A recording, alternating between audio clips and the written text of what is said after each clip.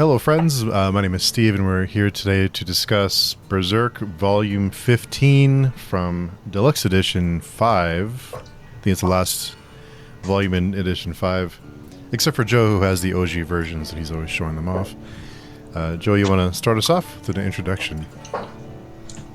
JCM Byrne, author of Blissful Ascending and the rest of the Hybrid Helix. New one should be coming out in like 2 months. And you can find me at... I have a YouTube channel, whose name I can't remember, and my website is jcmburn.com. But if you Google like... Joe, you're getting homework for next time to remember your YouTube channel.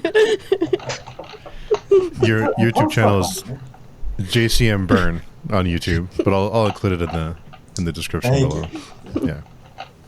And Dan? Well, Dan, I like manga. Nice. Simple and effective. Varsha? Hi, my name is Varsha. I have a YouTube channel called Reading by the Rainy Mountain, on which I occasionally post something. And yeah, I've read other manga before. Berserk is it's my first time through Berserk.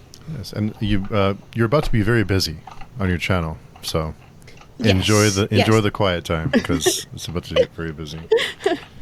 We started one of the discussion groups yesterday. The video is going up later this week for the SF Masterworks read along. That's gotta be fun. That is massive, yeah. You guys are insane.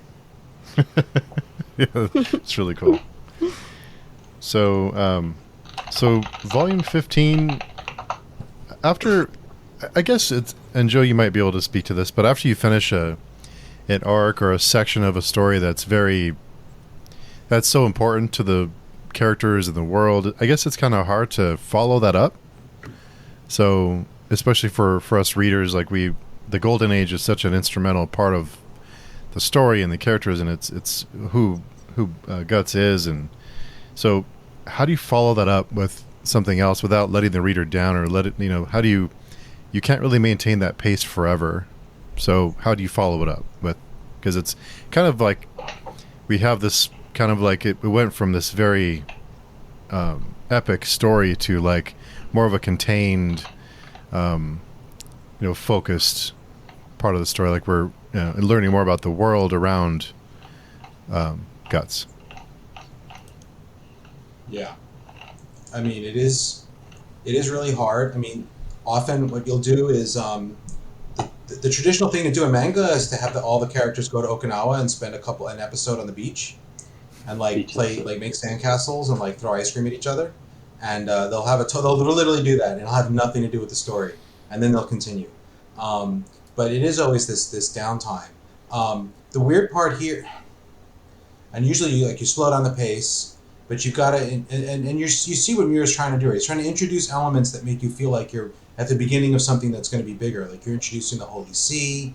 So I think that's instrumental, right? Because without that, it would just feel like a Monster of the Week story. But with that, you start to see, okay, there's something's going on here, something that's going to build. There are new plot lines being introduced. It's not just, oh look, Guts is killing more people. But no one has a good answer, which is why second books are always so hard. Right? That second novel syndrome, in a way. Right? In a way, the Golden Age arc, right, that kind of ends like the intro. That's like the origin story. And it's always hard after that. And no one has a good answer, right? Because people are always complaining, how do you rate the second book in a series? And no one ever has good answers, because it's really difficult, Because you got to do something different, but make it feel like it's worth following. I don't know. My second book is usually the one people complain about the most, so I clearly don't have a good answer. You and every other author of a series, I think. Yeah. But I think the Holy See is really important to that. But I mean, who am I to criticize? Well, I'll criticize because I will. I probably shouldn't. But I almost feel like that should have been like a little bigger in terms of how many pages there were. And I thought there was too much talking about professional wrestling. And he even says it at one point in the manga. He's like, man, if there are too many more panels with just Puck, it's going to be a different kind of series. I'm like, you already had too many panels. You overdid it, buddy. So, but that's my criticism. But, you write 42 volumes of a series. It's like 8,000 pages. You're not.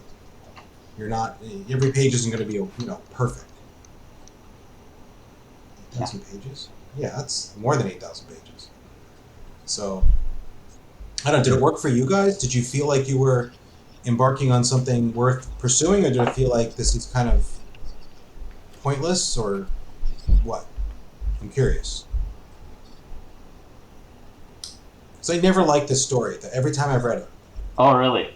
I think this is one of my top 3 arcs. Oh. I just like it's like a little arc in between the main story arcs, right? Because I think it's like what you said. It's like you have a big story arc which progresses the story, and then you need to have a little, I'll say filler, but you need to have something else which doesn't progress the story, but lets you settle down for a little bit. And you're like, okay, this is where we're at right now. Let's just relax a little bit, and then we'll continue. I think that's what it feels. Because there are, like you said, little bits of like the Holy See sprinkled in, but if you remove them, like the story's fine without them. It's not necessary for the arc, right? Right. So it just feels like a nice little story in between. I personally like the story. That's why I like this arc. But if you don't like the story, this little arc being told, then yeah, you wouldn't like it, right? But it's short enough, I think, that even if you don't, it shouldn't overstay your welcome too much. It's like, I mean, it's a volume and a half, I guess. It's not too long. Right. Mm. I guess What about you, one of Varsha? a bunch of kids, its Guts is going to the beach. Yeah. I liked the reveal that they were children. I mean, it gave me the chills, but I liked that reveal. But yeah, in terms of how it feels as compared to the Golden Age, it felt like a lot like what we had in the beginning. Just Guts killing a bunch of monsters without really knowing where this is going or what he's trying to do, which is fine if it's just for a couple of volumes. But for me, I don't enjoy episodic things all that much, or if I do, then I must really it's usually funny episodic things that I enjoy, which Puck isn't sufficient to make that happen here. So I'd like to have a larger plot to follow, or larger like progression to follow, not just going from place to place dealing with different kinds of monsters. I think I wouldn't dislike it, I just wouldn't look forward to reading it as much. I just felt really impatient. You get to the end of the Golden Age, and I'm like I don't, there's so many big questions. Like, what is Griffith actually going to do? What's his day-to-day life going to be? We don't really understand. We don't have any idea. Is he going to go and be like a metaphysical entity where he like dissipated into space? Is he going to actually like walk around and do stuff? Like, we have no clue right now what his how his story continues, like what it means to be at the Godhead. And I'm like, I really want to know. And then we get this, and I'm like, this isn't helping me. It's not answering those big questions. So it's not that it's bad. I think I just felt very impatient. Yeah. Which is bad. I mean, it was bad of me. It wasn't bad. I mean, there's chills, and I really like that turn. You get that point where there's a point where the human girl's in the valley, and she's with the elves, and you start to think maybe they just want to be left alone. Maybe they're okay, and like the power of evil is being used to create an almost slightly paradise-like. And you start to think maybe this is the point, and then it's not. Then you're like, oh, okay, whoa, buddy. But that was really nice. That was because you just start to think that, and then they start playing war, and you're like, oh boy, that is not. Yeah. This is not a little piece of paradise. So that was really nicely done. It did bring up a lot of things to think about, for sure. So for that reason, I think I kind of liked this volume. It did give me more creeps than many others, but it gave me a lot to think about.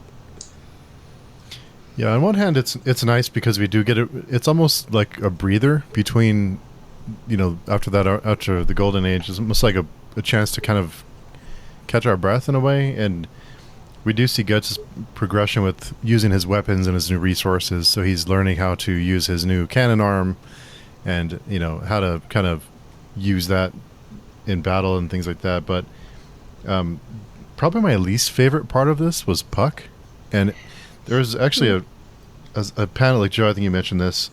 He mentions, "Without me, this story would be way too dark."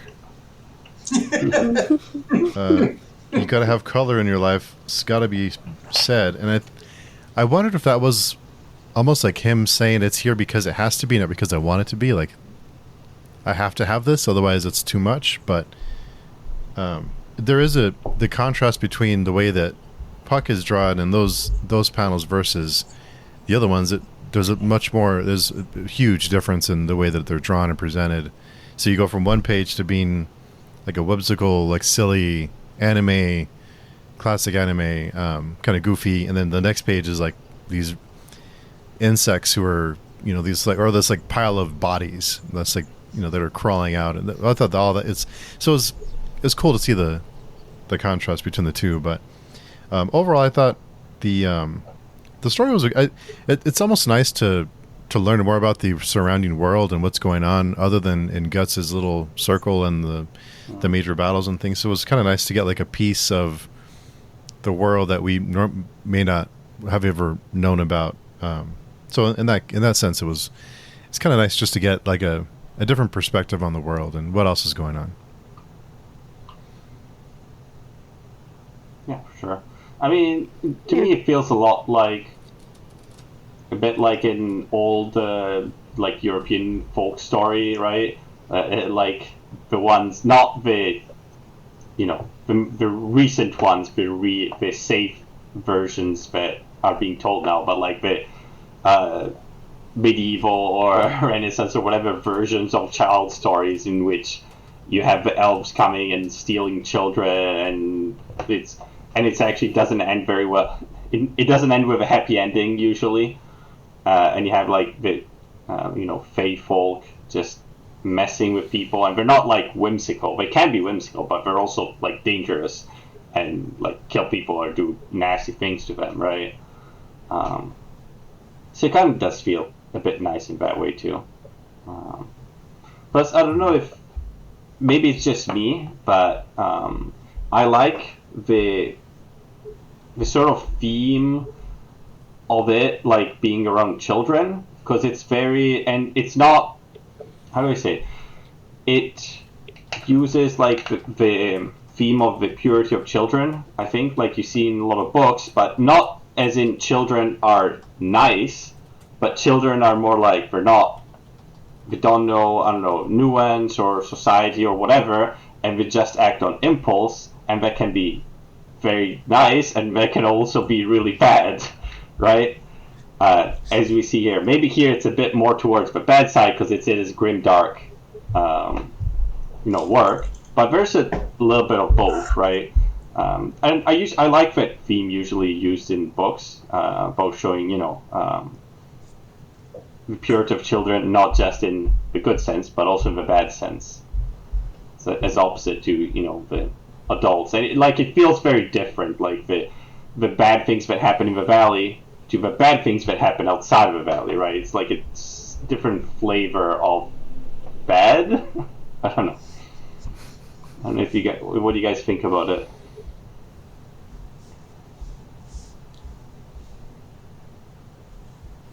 Yeah, that makes sense. I didn't think about it like that, but when you put it like that, yeah, they were, and in some ways they were emulating adults, right? The bad things, a lot of them, they're like, this is how adults behave, and we'll do this too. We'll play a game that is extremely dangerous. Yeah, I thought that was an interesting way to show that it is horrifying when it's children, maybe less horrifying when it's adults, perhaps, if you read those scenes. So, yeah, I think that makes sense. I like how you put it. Yeah, I mean, it's really hitting that theme that, like, you have these demonic, like, monstrous creatures, but they're not really alien, right? The apostles are all transformed people. The God Hand, the demon realm, that's if you read that, remember that like the explanation from that missing, that deleted chapter, right? It's the will of man, like the sort of Jungian, like subconscious connection will of all humans, right? That it's manifest. It's not this external thing. All the bad comes from people, and it may go indirectly through all these monstrous forms, but it's not external, right? So it's like these kids are not. It's not. Oh, they became evil because they were. It's like, no, kids are savages. They just let go to be savages by the magic. But if you've ever been around a bunch of kids, they are, terrifying. As a parent, I'm just saying. Yeah. Almost reminded me of like a Lord of the Rings kind of situation where they're on their own and they kind of left their own devices, but they are being influenced by the was it the Behelit? The Lord of the Flies? Yeah. No. In this story, they're influenced by the because I forget her name. Yeah. She's the an queen. apostle. She has the. No, but I think stone. did you mean to reference like Lord of the Flies, not Lord of the Rings? No, like Lord of the Flies, like they're left to their own devices, and they just they start to emulate, and they start to. I think they said, well, the adults play these war games, and we're just doing what it's a reflection of what you do, and why is it okay when the adults do it, but it's not okay when we do it? Yeah, but they don't really understand why it's adults do those things, I guess. It's kind of like a, how do you look? How do the adults look? But that got the whole war thing. Wow. Yeah. Dark. That was savage. That was dark. I think before we were saying it doesn't really make sense given the number of people that probably are around and the replenishment numbers needed to do that sort of thing, unless it's once in a very long time. But this is like 10 or like 100 villages around this valley, and they're taking kids from each of them a lot. But yeah, that always bugs me when the numbers don't work out. But then the village would have to have so many kids. Those breed like flies. Yeah. But the whole series, I think, it's not carefully paying attention to the math and the ecosystem. No. That's not the point. Yeah. So, it's all right. Yeah. Like, I think the world looks a bit too, like, it doesn't make any sense. Like, we haven't seen almost any farms or any sort of area where people would be growing crops, right? Yeah. Sort of when you're looking at, like, the Peter Jackson Lord of the Rings movies, and you're like, where are all the farm? How are people... everything is empty. Right? It looks nice, but it doesn't make any sense. It's not a functional society. Yeah. Even without the farms, a society where children steal away or get stolen to become monsters, not a functional society. No. And of course, the farmers are all terrible. Like the adults. They're terrible people. Yeah. Okay. Especially the dad who runs in for he's like overjoyed that he gets to go look for, he has the chance to reclaim his glory by finding his armor that probably doesn't fit him anymore. I don't know. I mean, the fact that he abused the kid is worse. Yeah. I can kind of understand that though. Like, you come back from war and you feel kind of useless and you're drunk, and you have the situation where you might actually be your skill set, the one is actually useful. I can kind of see. Although I have a feeling once he runs in there, he's not going to be very, very helpful. But I don't remember. I didn't read ahead, so I don't remember. But he's getting killed in 2 seconds. Hopefully. Or he'll do something horrific. Like, I don't know, something. Maybe. I thought the adults, the transformed adults, when they were turning into bugs, the dead ones who were fighting Guts, like on his way into, I thought they looked cool. Like, there's some nice artwork going on there. It looks some nice, like, disgusting. The adult? Yeah.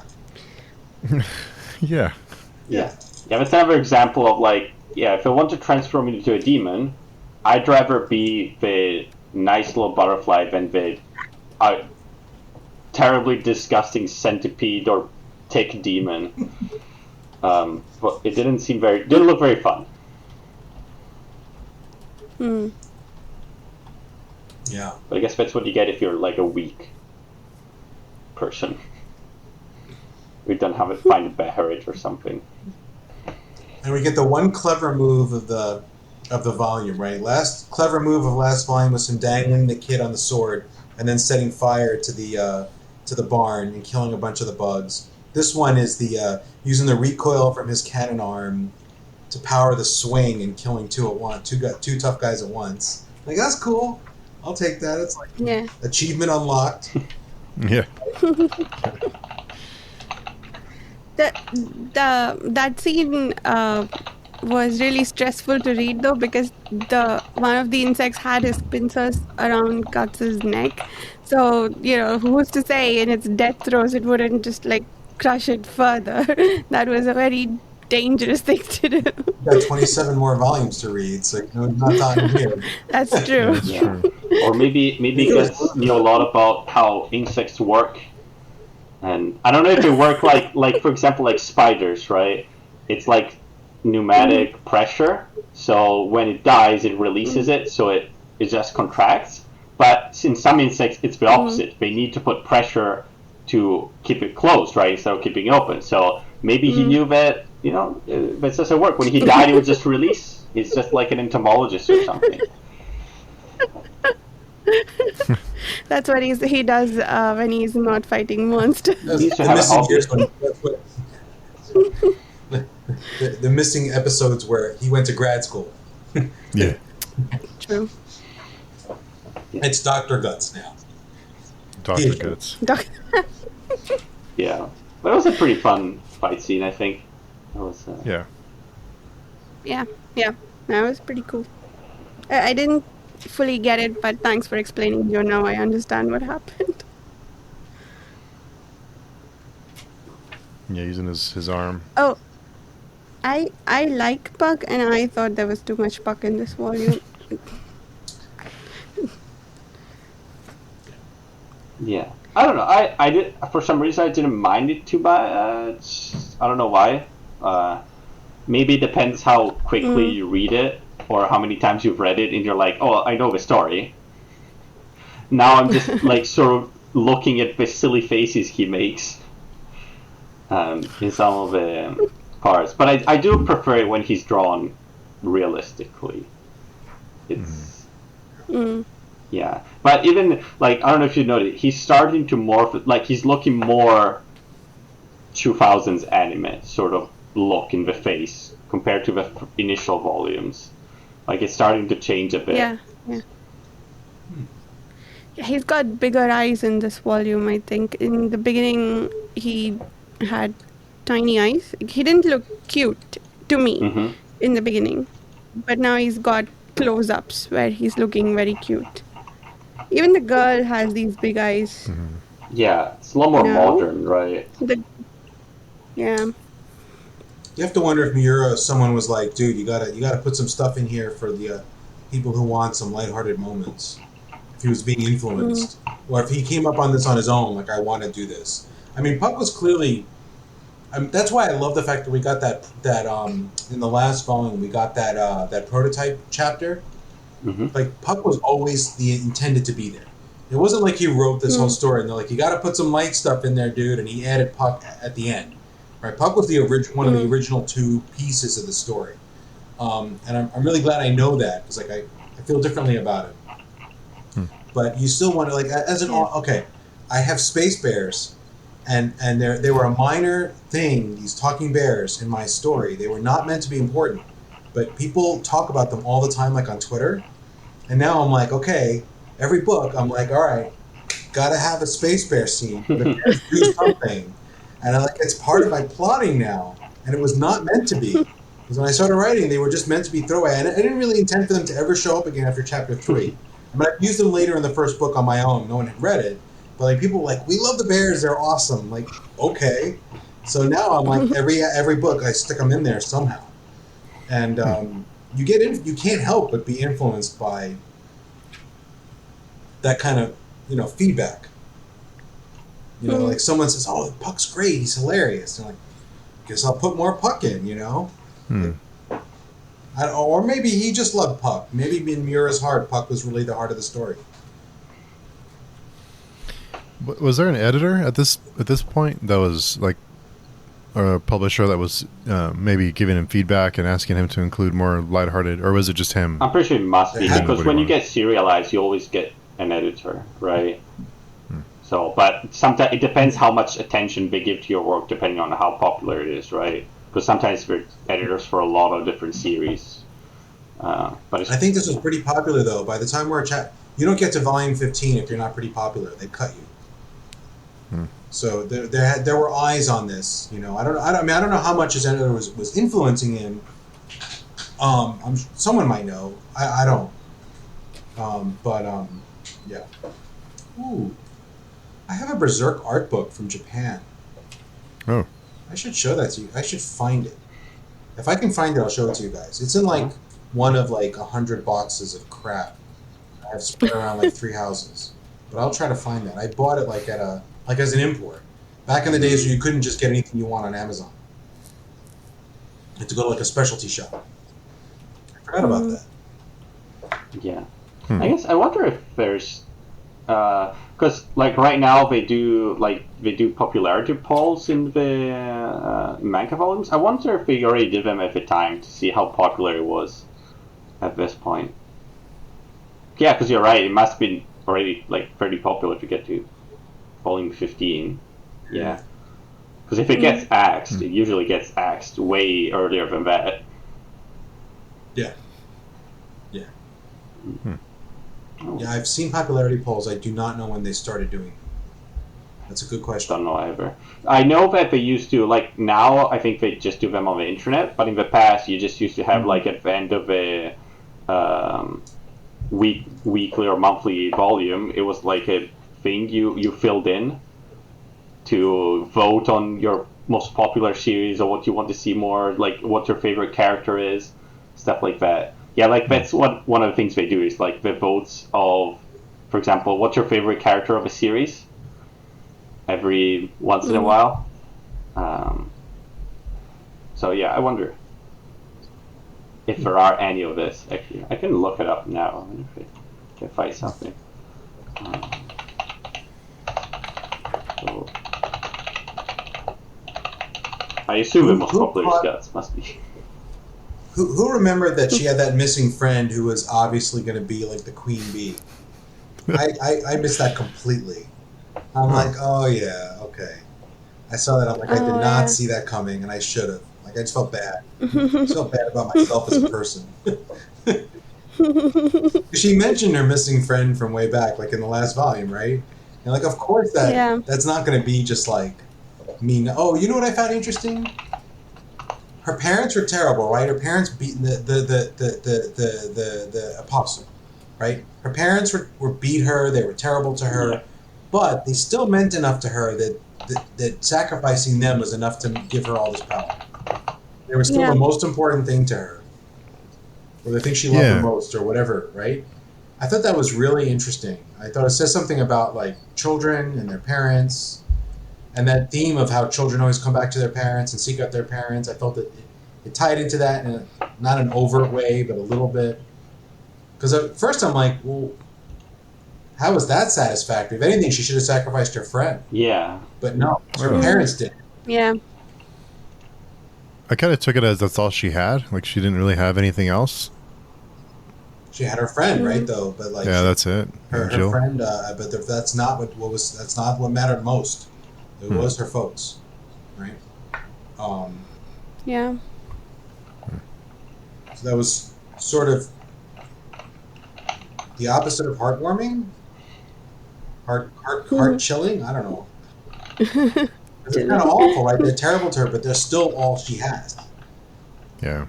They still mean everything. Yeah. And we got Guts' kid coming back to him. Yeah. Bringing all the other babies. So he gets to kill him again. Oh yeah, I thought I saw that, but then I wasn't sure. What was it? I think the first one that comes out of the fire is his kid. I see. Dan agreeing makes me think I'm right. Yeah, it is. I wasn't 100%. I was pretty sure. I mean, unless there's another like fetus-looking monster, but Yeah. think of it. Oh, I see. Not out of the possum. No, I'm sure you're right. Yeah. So we're seeing the kid haunting him more. Yeah. I don't know what's the purpose of a kid. Like, what does the kid want? I don't know what he wants. A hug? I don't get it. I don't know. Wants Gus to say he's proud of him? I don't know. What do any of us want? I don't know. So this guy? Yeah. I don't know what you can see. Okay. Yeah, okay. I missed that. That's the kid. We see him also in one of the first in the first volume. But Yeah. when we see him in the first volume, we have no idea what it is. But we did see him. Right. And he doesn't really attack Guts. He just kind of shows up. He never seems to try to hurt him. Guts will take a swing at him once in a while. I think he took a swing at the kid, right? In this one, doesn't hurt, doesn't connect, but I might be wrong. Plus, like, why? Let's see if I can understand. Why is it evil? It hasn't done anything evil, to be honest. It's just been there. Yeah. Well, but now he dragged all of them here. It's grotesque and it's infected with demonic energy. I mean, you can see why it took Guts. That's enough. I don't think we're supposed to think it's evil. Yeah. Because, I mean, technically, like, like the Swordman is also it's also a demon, right? But he doesn't seem evil. You mean the skeleton guy? Oh. But he actively helps. Yeah. He saved Guts' life. Yeah. Right? But you can see why Guts would think this kid is evil, and he's a result of, like, horrible trauma, and he's infected by demon energy. You know, he looks horrific.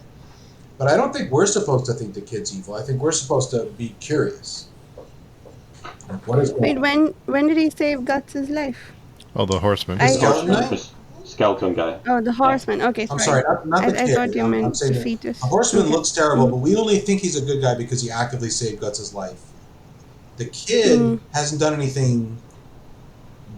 as far as we can tell, hasn't done anything wrong except be born. Right? So you can imagine why Guts is horrified by him, but I think we're not supposed to be. That's my... Yeah. I'm trying to remember what happened later with him, and I can't remember at all. Me neither. Like, I don't understand what are we supposed to feel about him? That's what I'm confused. It's like, are we supposed to feel like he's gonna do something bad? Or he's just sad? I don't know. So I was wondering. I don't. I feel like he's going to be like redeemed somehow, be part of the redemption. He's going to save Guts and Casca. That's how it seems to me. Yeah. Maybe. He's not going to be a tool of evil somehow. But maybe I'm wrong. No. Yeah. Hopefully he like grows a face or something before all that happens. Yeah, I don't know. I mean, dude, are demons stuck in their form when they transform? Because then, he's not gonna grow up much. I don't know. Well, they have all these different shapes they take. Maybe he'll grow up. You don't know the rules. I thought it was neat that we learned that the two adult, out of the grown-ups, the two were like, we were knights, so when we transform, we're really tough. And when I read that for a moment, I'm like, ooh, does that mean like Guts will become a demon, and because he's so tough as a human, he'll be like the most powerful? And I'm like, that's not the way the story works. Like, it's not a progression fantasy, where he's gonna like get a transformation power, like, no, Guts transform, and he'll grow like a shell and be. No, that's not what's gonna happen. But it was kind of neat to have a little bit of lore like just shoved in our face. Yeah, I guess that makes sense though, because like all the transformed guys we've seen is like, oh, if they were important people, they become important demons. If they were scrubs, they just become random whatever. Right? Yeah. Cannon fodder. Yeah. No, it makes sense. So it's probably, I guess, it's probably like the stronger your will, strength, whatever, when you're alive, the stronger your transformation. Because it's probably based on emotions or some bullshit like that. I don't know. And the bugs aren't very tough because they were kids. Yeah. Like Yeah. the individual bugs aren't very Yeah. tough, right? The apostle's going to be tougher, but the individual one, he killed a whole bunch of them without a lot of trouble because they were just little kids. So easy pickings. No. Yeah. I don't know. And I did like that this army, I forget the name of the army, but I like that they're following who they call the Black Swordsman because of all the things that have been happening. So it's like people notice because it seems almost like a vacuum, and now it seems like the rest of the world is starting to wonder what the hell's going on because of all these things that have been happening. So I did like that they are following him around and trying to find out what's going on. And what do you think? But their motivations, I don't know. You think they're going to try to kill Guts and become like another set of enemies for him to fight? Or do you think they're going to help him, or what? What do you think's going to happen? Them wanting to help seems a little too positive for this story. I don't know. I don't think that can happen. It seems like it would be out of character a little bit, or out of, it's just, I don't know. It's kind of like, hey, let's team up. I don't know. How often does that happen, really?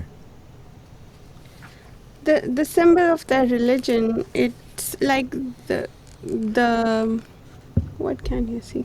But it's like the I think that it was in close up. Let me try and find that. But if you chopped it off halfway, you get the demon symbol. I don't know. I wonder if that's deliberate. Oh, the brand? Right? So if I, I what think it looks page like is the it? brand. Let's see if I can find the page number. Try to see if I can find it. I do wish the page numbers were more legible on the deluxe editions because it's Yeah. hard to find page numbers. Actually, I think many of them just don't have. It's the chapter just before Misty Valley, chapter 1. Who knows? Yeah. I'm trying to find it based on files and non-consistent scanlations. So. Is that it? Oh yeah, that yeah. Yes. Right after they get to the church. Yeah, it looks like the scepter of Mercury, right? In like the pharmacy one, sort of. Yeah. With the two Kinda snakes says. called around the flying something. Like an eagle or something. Yeah, A white hawk, maybe? maybe. Yeah, because I think there was and we talked last time about like a prophecy too, right? So about the fifth something, the fifth demon coming or whatever. So it seems like there is something going on, right? I mean, it has to be Griffith. Yeah, Yeah. but what does the prophecy mean? It's going to be up to Griffith, right? But they're setting it, they're giving him tools that he can manipulate. I mean, this whole thing has been planned for eons by the underlying conscious manifestation of humanity's darkness. Right? They controlled, lineages to create Griffith. Like the Bene Gesserit. Oh yeah, it's conditioned ground. The Holy See had a prophecy too, right? Was it just about the coming apocalypse, or did they have a Messiah figure or something? I think it's in a previous volume when they're in front of the lake, right? They talk about the lake of blood, and I don't remember what else. The hawk of light, I think they say. Yeah. What else do they say? The hawk of Of darkness, not of light. Whoops. Shall call down upon the world an age of Oh yeah. darkness. So it doesn't seem very positive, though, does it? Yeah. No. Yeah, they just have the prophecy about the hawk of darkness, nothing in counterpoint. But yeah, I suppose it doesn't say much that they're calling it the hawk of darkness, that whether it is part of their religion or against it, whether they would support Griffith or the one who wants to fight back against him. Yeah, it says the blind king of the white sheep serves as shepherd to the villainy of the black sheep. I don't know what it means, but blind king. Wait, what? Wait, is it before the thing about the The red lake. I don't know, because maybe our version says differently. That's what I would like. It's after the double page spread of the lake. Yeah, okay. 324. There's actually pages on the doubles page spread. There's page numbers, so 324 on those two, and then it's 326. 327, yeah. There's actually page numbers on some of those. It's about halfway through. The deluxe edition. The master of the sinful black sheep, the king of the blind white sheep. Yeah. What was yours again? Mine said, the blind king of the white sheep serves as shepherd to the villainy of the black sheep. It's sort of like, I don't know. Serves as shepherd to the villainy of The blind king? But that can't be, Griffith, he's not blind. Here it says the king of the blind white sheep. Oh, so it's... What does the blind apply to? Does it apply to the sheep or the king? Probably yours is correct, because it's professional. The master of the sinful black sheep, the king of the blind white sheep. Maybe white sheep. Maybe it's like the good guys of this world, sort of like the church. Maybe they're blind because they don't see that I don't know. Maybe their leader is a bad guy. I don't know. Could be something like that. It could be like you said, it's being like conditioned, but they don't know. I feel like we'll have a different perspective on this when we see more about what Griffith's up to 2 years later. Yeah. Yeah, and I don't remember too much. Like, from this point onwards, like, my remembrance is less and less of what happened. I remember some things that made me think I understand the prophecy, but I don't want to say it. Yeah. Or I understand those 2 lines. Not the whole thing, but at least that line. But I don't want to say it. So. I think I might, but I'm not sure. So... But yeah, I'm not going to say much. So the master of the sinful black sheep, so he would become, or the angel of darkness would become the leader of the God Hand, right? Or the leader of that group. And then the king of the blind white sheep would be the king of the sheep, or who they perceive to be the sheep, like the innocent or the blind, who would just follow blindly, which would be all of us probably. But that's kind of the way I took it. I might be way off. Might very well be. Yeah, that feels like it can't be Guts, the king of the blind white sheep, unless it's just king because he's not doing nothing to really protect them. He just wants to kill a bunch of monsters. So. Yeah, I don't know if king is the right categorization for him. But I don't think Guts would show up in a prophecy, right? He's not, like, he was predestined to die, right? He was not going to survive. So I don't think there would be a prophecy about him, would there? There shouldn't be. No, you're right. Didn't the skeleton dude, he said something about Casca and Guts' importance. Was it just that they fought so hard so they deserve being protected?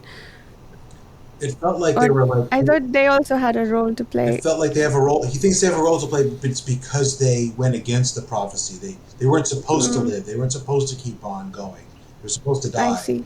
Therefore, they're important. Okay. And everyone seems to say that about them, right? Like, not just the Skeleton Knight, but one of the God Hands says it too. Like, oh, how interesting. Look, they lived. Like, didn't think that was going to happen. And if you didn't think that was going to happen, it wasn't part of the prophecy. So, right. They're like the squeaky wheel or the wrench in the works or something. I wonder if there's any... I just thought about it. I wonder if there's going to be any sort of like...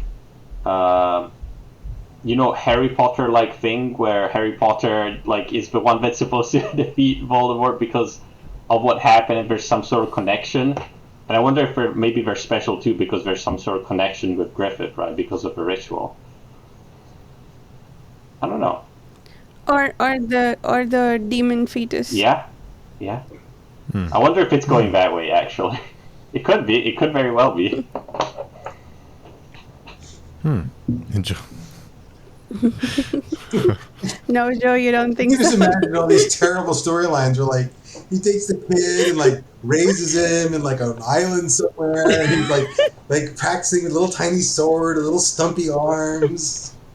He trains him, and... No, it's going to be a coincidence that kills him because of the kid. Yeah. Maybe the kid is the He's one. not practicing It's soul the kid, the work. one destined to kill Griffith. That's not Guts. That'd be lovely. I would take that. I'm sure Guts wouldn't mind that the kid takes away all his glory. Well, I don't think he's in for. So the bards will sing his tales in the future. That doesn't seem his motivation. Oh, I don't know why I used the word glory. What I meant was his sense of fulfillment at having done that job. True. Because he likes killing monsters, and I think he particularly wants to kill this one. So that would be really funny, as if in like 3 more volumes, someone kills the God Hand, and like Guts is just like, what do I do now? Like, I really like killing stuff. Now that's not going to happen. Does anyone else think that the mark is a little suspect, because it's almost like an early warning system for Guts? So he's cursed in a way because he'll always be hunted, but he also has like a spidey sense where he knows when things are about to happen. So it's almost like, I don't know. I mean, it's kind of nice. It's a you're trapped here with me moment. Yeah. Right? You think the brand is my curse? The brand means I know you're coming, and you're stuck trying to come after me. Yeah. Like, come on. But it also makes He it. has a big smile on his face. It makes Yeah. it hard for anyone else to be around him, pretty much. Yeah. That's true, yeah. It keeps him Yeah. alive but isolated. Yeah. Which sort of, I guess, it's one of the justification for why he's an asshole, right? He just doesn't want to have to protect other people and doesn't want to prevent to get hurt, I guess. Like if it comes, if push comes to shove and they're like, well, gonna have to kill these random people, then he's probably gonna do it. But I think he's, he's trying not to. Maybe not super hard, but he's trying a bit. But yeah, because it said, right? See, Yeah, sorry, I go think- ahead. No, go ahead. No, I was just gonna say, like, it said that, when Puck was talking with Guts, he's like, well, I guess I'm gonna have to kill the girl, right? Because he thought she was gonna become a monster, right? Like you said even previously in the discussion, like, he's not gonna try to save them. He's like, well, this is the straight and easy way. I got other things to do, to be honest. Like, there might be a way of changing them all back, but it's, that's not his way. And he's like, yeah, at that point, he's like, okay, I'll just kill it. So. Yeah. I was going to say, if it wasn't for that curse, I'd have trouble believing that he would allow them to be around him anyway. Maybe he would. I guess Golden Age Guts is not. Yeah, he built a friendship with that kid, didn't he, in the mountains? So he wouldn't have just shoved these people away either, perhaps. Okay, yeah, I'll agree with that it's because they might get killed. It's like, he doesn't really care, but if you want to get away, please do. We know Guts values like companionship and having people around, because he did when he was with the Band of the Hawk. He got there. Yeah. Like, he had a whole arc, but he got there, and now he's trying. So he has really good reason to push people away. I think you guys are right. But it makes sense. I guess it's also like trauma, because he's like, well, that's what happened when I had friends. They all died. Maybe because of me, maybe not, but I don't think it helps. Yeah. That's true. So yeah, so maybe we'll just have this is going to be the storyline: him learning to accept to have friends and accept the help of other people. It's a very It's a feel-good story, really. yes, yes. Yeah. Did you enjoy that moment when he put his hand in his bag and realized there was elf dust because Puck had spread it around so he could protect himself? Did that warm your heart? Yeah.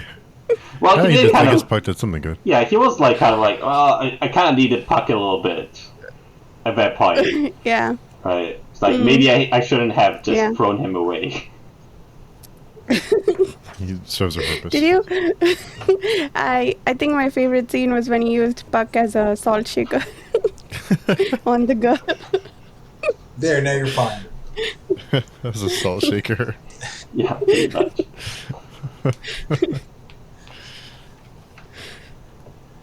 I guess the RPG like was. shake the elf on the on the injured person.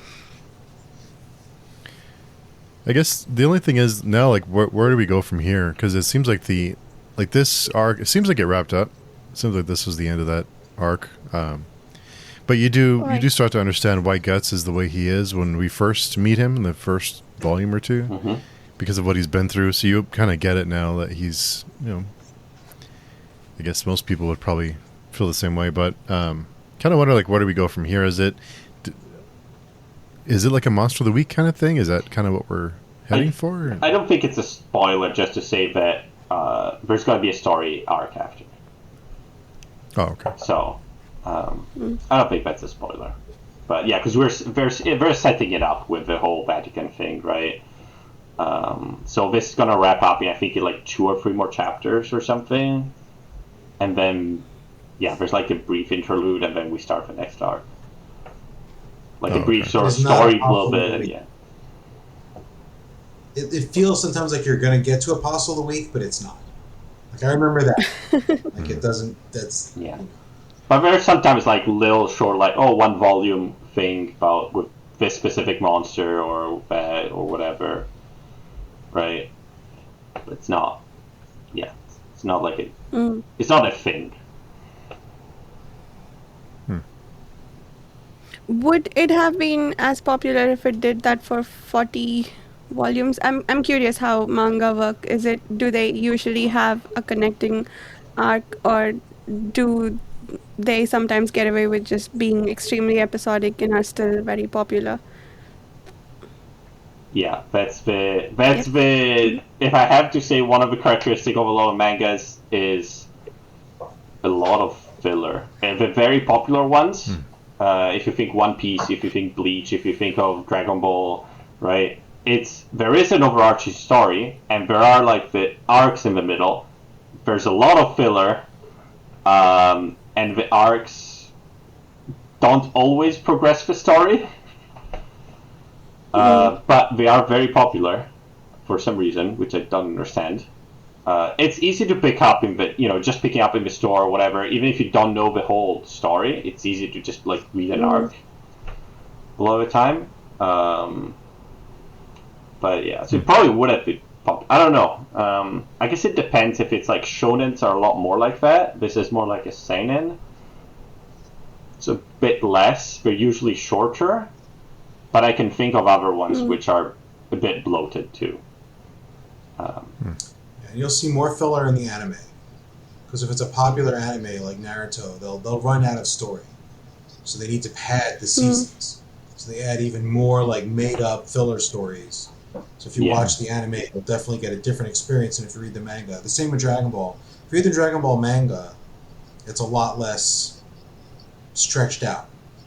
But it was popular, so they wanted to make an episode every week, but you can't, one chapter in manga doesn't correspond to a 20-minute cartoon, right? So they had to pad it by having things really stretch out. So the most famous things in Dragon Ball that really stretch out are not as bad if you read the manga.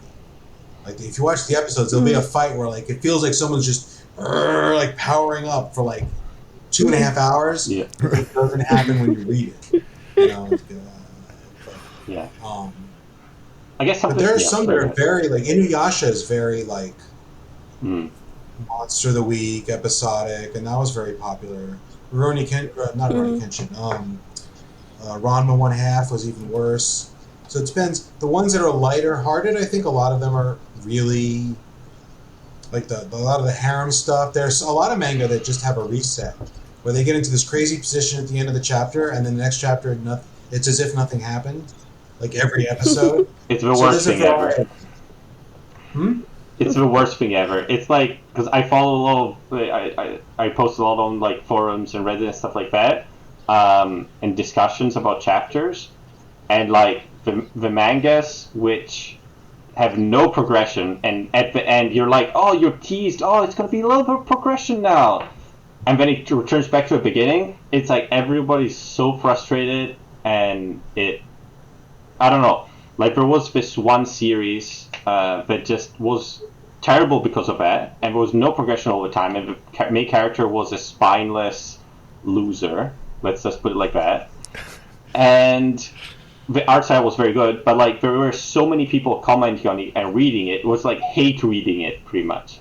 And people were just commenting on every time a new one came out. It's like, I hate this manga. I'm reading it to see, to get more angry and to see how far the author can push this, like how brazen he can be with doing no progression at all, sometimes even going backwards. It's the worst thing. It is to me.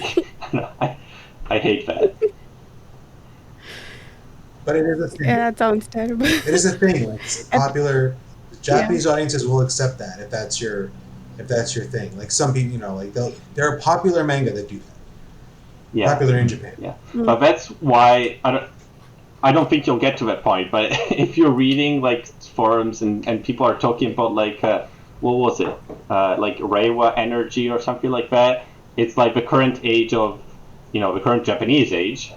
And that's because like recently there's been a lot of mangas in which actually the characters behave like mature people and there is progression. So people are saying, oh, it's the new age. Now we're finally away from the terrible no progression with characters that behave in absurd ways. Because people are like happy that finally we're getting some reasonable, relationships or whatever, or character development. So, yeah, definitely is a thing. The manga are not monolithic. Like, it's easy to look at it like, oh, it's a thing, like manga. But like the variety within the manga world is just as big as the variety within the, book world. Maybe bigger, right? So like, just like you can't just say, well, in fantasy novels, like it's always this. No. Like it's grimdark. There's like cozy. There's like everything. And the same thing is true of manga, maybe more so, because they cover, there's a whole world of like non-fantasy sports manga, which have a whole different thing. Right? Girl manga, which are a whole different thing. Whole manga just about people exploring the fashion world. Yep. I don't know why I've read so much of that, but I have. So. I found a manga recently to explain relativity. I was curious. Oh. Yeah. But there's usually like a lot of time like trends you see in like, oh, this like 5 or 6 years, this was the fashion sort of. Just like isekais have been the fashion for, I don't know, 5 or 6 years or whatever. And there's so many. I don't know if you guys know what it is. It's like when a character gets transported into another world. It's like an isekai. I see. And some years ago, I think there were some popular ones or something, and it just exploded, and there's so many of them right now. And then there's going to be another trend, right? And again, not everyone does it, but you see the trend permeate, and then there's the anti-trend, as always. There's going to be a backlash against that. That's how culture works. Yeah, that makes sense. That seems to be how other things work as well. But again, there's like such a huge backlog, like Joe said, of different genres and so many years of mangas and works already published that, you don't need to follow what's the current trend. You can just look for what you want to read, pretty much. Yeah. Yeah. Lots of good stuff. Anything else you guys can think of for volume 15? Not really. No. Yep. Okay. Cool. So we'll do volume 16 next week. Curious to see how we kind of where we go from here after such a major arc. So it's going to be, see, like Dan, how you're saying, a new arc is starting, and we are getting some some seeds planted in this one too about kind of they're following him around. And, so yeah, it'll be good. Yeah, I don't remember After hearing what so the much next, about the Golden Age. Yeah, I don't remember what the next stage arc is called. Do you remember, Joe? No. Not even a little bit. I know at some point there's the Millennium Falcon arc. I remember just that because it's the Millennium Falcon, but I remember bits and pieces, and then I'm like, oh yeah, I remember what happens after this, and then I realized like I don't remember 27 volumes worth, so I don't even know. I don't even know if I've read like past like 38 or 39. So one of these days I'm gonna break down and just sit down and read the stack. Yeah. Because I'm gonna be frustrated. Is anyone else going to Dragon Con? No. Okay. Just wondering. I might be going to anime. Was it the Animation Con in Houston next month? Oh. I might be going to that, but we'll see. Okay. Have fun. Are you going to Dragon Con, Joe? I am. It's like a few indie writers are going, including like people from out of the country that I'm friends with, because so I'm just going to hang out with people I know, which is I don't actually know if that's smart, but I couldn't resist. Like Sadir Samir, who wrote The Crew, is coming in, and like Bo Kelly, who's I don't know how to describe Bo. Bo is like a indie influencer. Like he just finds books and like promotes them on like Twitter and social media and reviews them, and he's a force of nature. He like runs a few discords. He's like the tech person for a few different big discords. So they were gonna go, and I'm like, I can do that. I can go. And that's cool. Yeah, it's just like it's my first time I'm taking a trip without like either my wife or my kids in like 10 years. Uh-oh. Have fun. Thank you. If you get arrested, give me a call. I'll go get you. I'm going to write that, so I'm going to write that on my hand. If arrested, call. I'll go bail you out. So cool. So we'll pick up again next time. But in the meantime, Joe, where can people find you? jcmburn.com or go to YouTube and search for JCMBurn and check out my YouTube page. Yeah, really good stuff over there. Definitely. Thank you. And Dan? It's from me on the paid tuning forums, the Endfire. I sometimes post. Yeah. And Varsha? My YouTube channel, Reading by the Rainy Mountain, and the paid chewing forum. This group has the best outros. It's like very like quick and easy and like to the point. So it's great. So cool. We'll see you. We'll talk to everyone again next time. Okay. Bye, guys. Yep. See you soon.